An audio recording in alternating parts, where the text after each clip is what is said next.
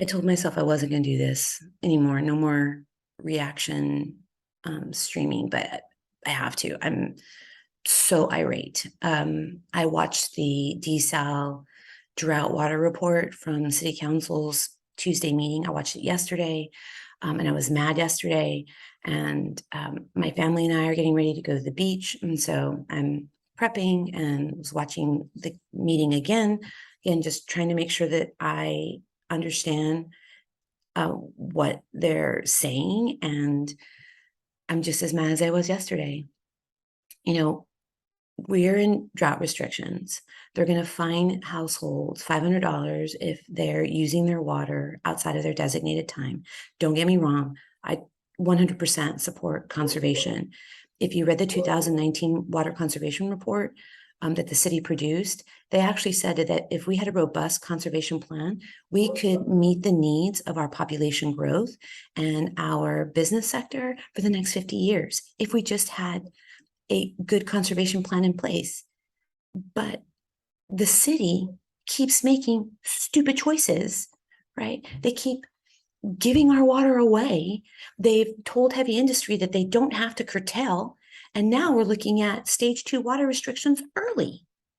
Not only that, you know, our mayor campaigned against Mayor Joe, raising concerns about desalination. And here she is mobilizing all these resources so that they can pursue desal, even as when we started going up and voicing our concerns and more people were voicing their concerns, they would hem and haw and say, well, this isn't committing us. We're just signing the paperwork so the next stage can happen. And then if you hear the way that they're talking about it, they've got a delegation. They've got their attorneys on it. Councilman Pusley is apparently talking to a lot of heavy industry about how much their water is and what do they need, because man, he is their champion. I didn't know that being an at-large council member meant being a representative for heavy industry. And I am so tired of residents being expected to not be served, to be punished, right? To have to modify our lives, to not have, like, we sponsored a park, and we are asking for a bench, like a bench and a place to put announcements down and a light. And we have to come up with money. We pay for the irrigation in our public park.